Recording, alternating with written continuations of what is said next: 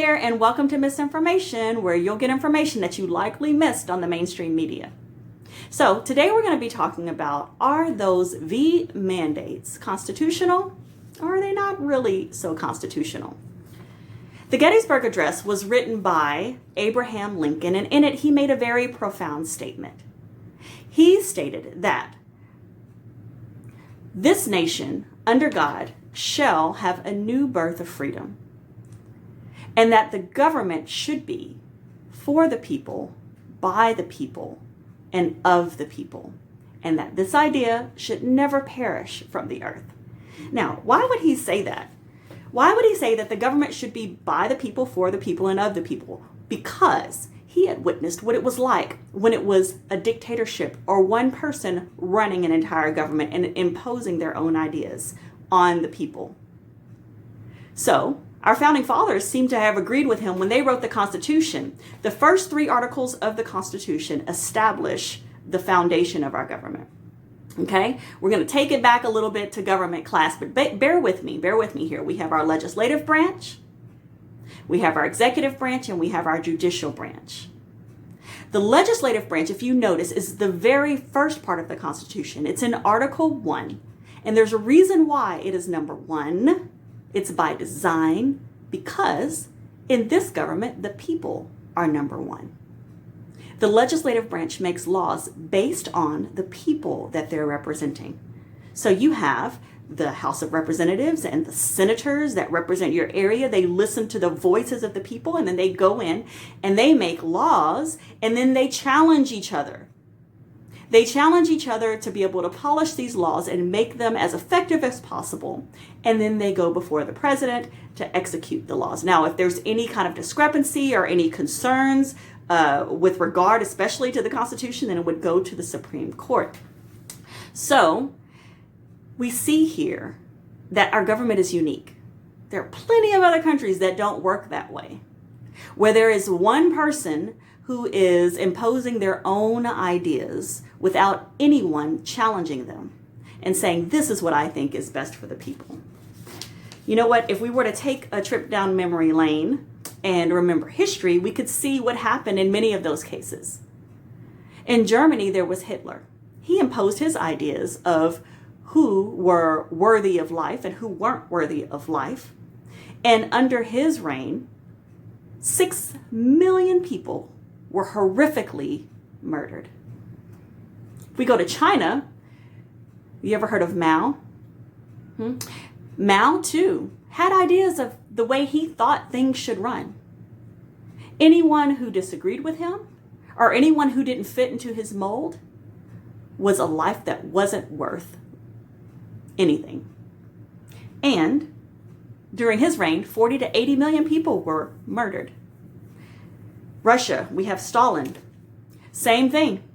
He had his ideas of the way he thought things should run. Definitely not godly ideas.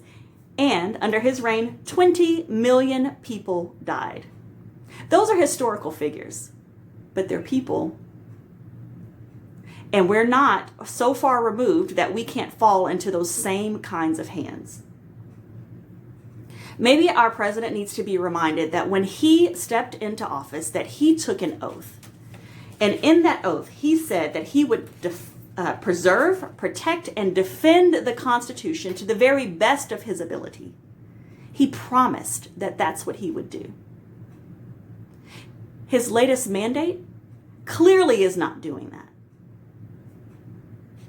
So what do? Look, whether you believe in the V's or you don't believe in the V's, I guarantee you that if you really take a good look, you can see that mandating that someone have something placed into their body that they feel such a strong conviction not to have is absolutely authoritarian and tyrannical. It's lawlessness. And so we should stand against it. So at this point, I would recommend looking at this address maybe and finding who your representatives are, who your senators are, and calling in and voicing your opinion. Maybe writing letters or writing emails to those senators or those representatives as well. The point is that we need to speak out and we need to stand now. Many of you have probably heard of a German pastor and Holocaust survivor. His name was Martin Niemöller. He wrote a poem and he said, speaking of Nazi Germany and the Holocaust, he said, "First they came for the socialists, and I did not speak out because I was not a socialist. Then they came for the trade unions, and I didn't speak out because I wasn't part of the trade union. Then they came for the Jews, and I didn't speak out because I'm not a Jew. And then they came for me, and there was no one left to speak for me." Regardless of where you stand, remember that we are all made in the image of God. And God has called us to love Him first and foremost, and to love our neighbors as ourselves. Not allowing your neighbor to speak their concern about these V's is not showing love. Not standing up for your neighbors that are concerned about them is not showing love. Firing your neighbors from a job to where they can't even feed their families because they don't want to put this experimental injection into their bodies is not showing love. Now is the time to stand. We can't sit around and wait till the very last minute.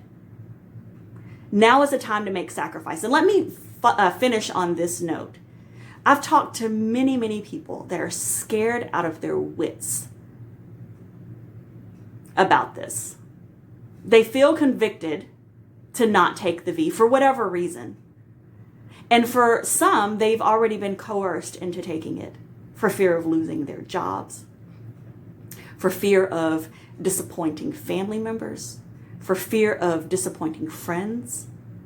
Maybe they want to still travel and they want to hold fast to that life that they've had, that comfort that they've had for so long.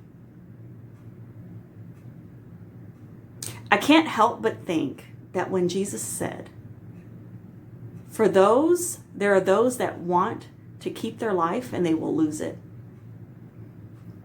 And those who lose their life for my sake, they will gain it.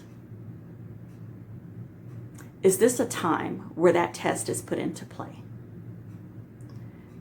Are your comforts, your friends, your family, even your job maybe idols? We need to ask ourselves that question. I don't know about you.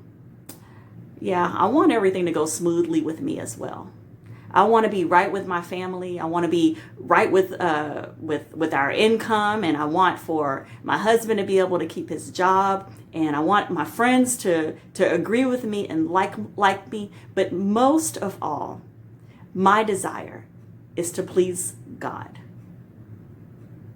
So, if you have been convicted to not take this V, I encourage you to stand on those convictions. If you don't feel those convictions specifically, I encourage you to stand with your neighbor. All right, guys. Well, I hope that you have a wonderful rest of the day, and I'll talk to you soon. Take care.